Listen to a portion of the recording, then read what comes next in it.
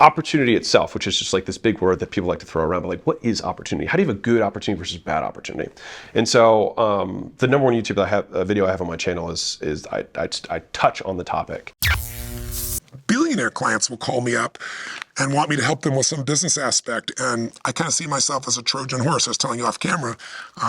I go in there to give people what they say they want, but then I deliver what they really need.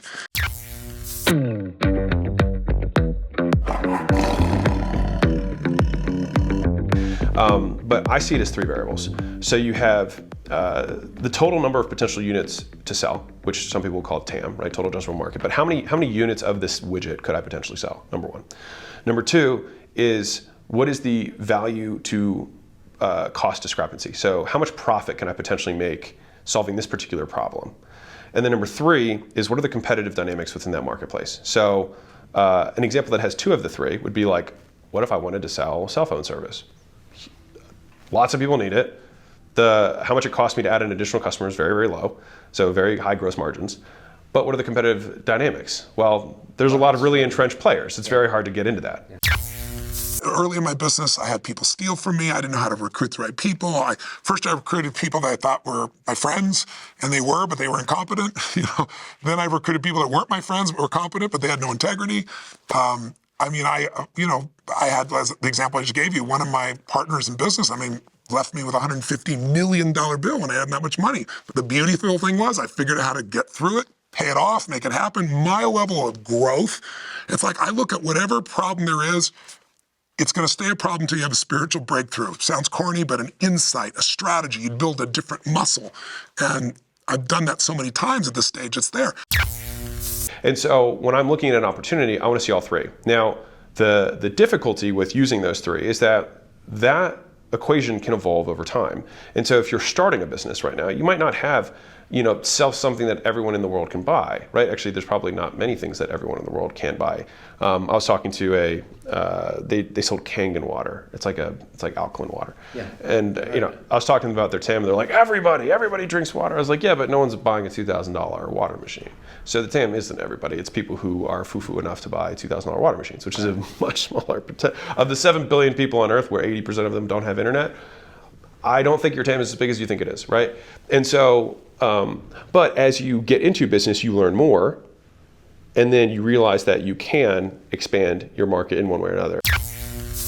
You develop a clarity about what's really most important in your life, and you learn to let go of all the bullshit and stop making it an excuse for you to be upset. Because I just believe life is too short to live pissed off, to live worried, to live frustrated. And so you learn, you move on, and you become better. That's really what I've done. Is it as easy as that? It's not easy at all. It's horrible. It's tough. It's grinds your soul. Yeah. I don't want to give you the illusion I think it's easy, but the more you do it, the easier it gets, because you develop the wiring. Did you hold on to grudges at one point? I'm not my wife will tell you, sometimes she's been frustrated with me because I'm a pretty forgiving guy. I love people, but I'm not stupid anymore. It's like the frog and the scorpion story, I'm sure you know. It's like, I look at what somebody's nature is. And so, I have people I have a friend that did some pretty horrible things years ago. I'm still friends with him, but I might see him once a year. There's the entrepreneur component, which is like, skills, traits, beliefs, which we can hit on if you want. But then there's the scalability of the deliverable, which is like, how do I create a deliverable that is more scalable? If you think about my trajectory, I first got in shape, and I had a job, right? And then I started selling fitness services because that was a skill that I learned. And then I got other people to do fitness services for me. So this is all levels of leverage. So opportunity is just a fancy word for leverage. And then after that, I sold licensing, which was with media, right? So my cost of incremental costs were basically zero, right? Every new customer was very low for me to didn't cost me much to add them, right? Compared to how much money I could make from them. And so with the different business, the different iterations of fundamentally the same skill set, I knew how to get people in shape. That was the skill set, right? I added in learning how to market, learning how to sell, and those were things that added value, right? And that was when we get into the entrepreneur skills, traits, beliefs, that was from that side, but that is why I was able to climb the opportunity ladder and gain more leverage on the opportunity that I was pursuing. being an entrepreneur is something that some people, it's instinctive in them that they want to run the show. They want to make it happen. They have a passion and they want to bring it to the world. And I think that's what starts a business person. The only problem is becoming an effective entrepreneur is different than being an entrepreneur. How many entrepreneurs you know, they got like 3 businesses and there isn't one of them that's really working that well. It's like, I'm not good with one child, let me have 2 more kids simultaneously, right? So what I do is I train entrepreneurs and I train business owners. And you probably know, I deal with some of the most successful business owners in the world. I don't just deal with CEOs, I deal with founder CEOs like Mark Benioff at Salesforce.com, right? He started that business right out of one of my seminars, said, I'm going to grow this to $100 million, and he's going to do $8 billion this year, Or around the corner here, Peter Guber owns the Dodgers and owns the NBA Warriors, got 52 Academy Awards. So I coach people like that. But I also coach that average person who's just beginning the journey, and I teach them that the chokehold in the growth of your business is always you. It's always your psychology and your skills. And I found it's 80% psychology and 20% skills. I'm a strategist. I know the right strategy can save you a decade of time. So I'm totally into that. But I also know I can teach you all the best strategies. But if you've got limiting beliefs, if you're overwhelmed, if you're stressed out, if you're saying, I don't know what to do, you're not gonna execute it. I think we all just try and go back to being like we were when we were children. Just because when you're a child, you're purely present.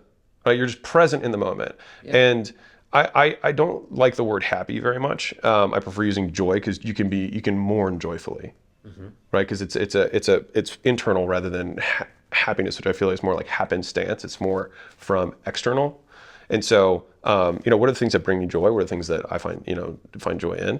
And I think for anyone who's listening, it's a much harder question to answer. What are the things that bring me joy than answering the question, what are the things I hate? And it's easier to correct those first. Be like, well, I hate my job and I hate my relationship and I hate the city. Okay, those are all very changeable. And a lot of times you get there by inversion. Well, if I wanted to destroy my life, I wanted to have the worst life possible, what would I do? And then taking all those things that you would do to really destroy your life and make your life miserable and then reverse them. It's a much easier way to solve the positive psychology equation, in my opinion. I look at business and say, you have to work harder on the business than you do in the business, which is not a new term, but it's an important way to think. I take them through this immersion. I say, there's pillars of your business. So one of those is knowing where you really are and where you really want to go, as simplistic as that is. And when I say know where you are, like know what business you're really in. When Steve Jobs took back over Apple in '97, the first thing he said is sat everybody down, and I know this because Mark Benioff was coached by him, and said, what business are we in? And everyone said, the computer business. He goes, then we're screwed because we have 2% of that business. And Microsoft in those days was 98% of that business. And he said, we got to connect to something larger. What makes us different? And they started coming up with language like, we connect people to their passions and we deliver it in the coolest way, in a way that always works. When they started connecting their passions, they said, what are people's passions? They went music, changed the entire company. And it was pictures, and then it was communications, which led to phone. And today, it's not Apple computers, it's Apple. They changed the name even. And, more than half of Apple's business, they're a phone company today. They never would have done that unless they were able to change from we're a computer company to what business are we really in. I mean, for us, the values that we have at acquisition.com, and I think it changes by the type of company that you are. For us, it's unimpeachable character, sincere candor, and competitive greatness. And so those are the only 3 things. And we look for them pretty much in that order. So, and most people flunk the first one, so we don't have to really look for the other 2. But when you think about unimpeachable character, for me, I like the Navy SEALs test that I was told, and this may or may not be true, but I like the test either way, which was not only like, in their world, it's like, will this guy give his life for me? And that's not what I'm expecting my teammates to do, but bear with me. Yeah. He said, but that's the ticket to entry to be, in Team 6 or a Navy SEAL. He said, or to be a Navy SEAL. He's like, but Team 6, it's, do I trust this guy with my wife when I'm not there for a long period of time? Right. If I give this guy a huge amount of money and just say, I'll be back for it, I don't know when, but I'll be back for it, will it be there 10 years later? Right.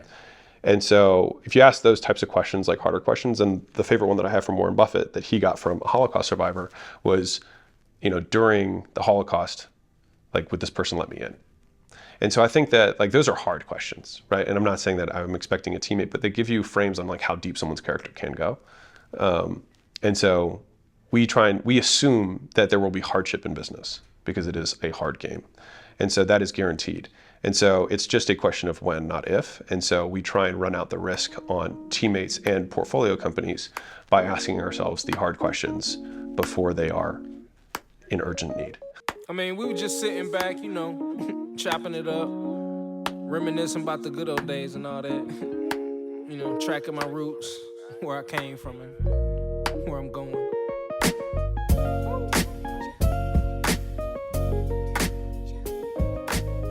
But like I say, man,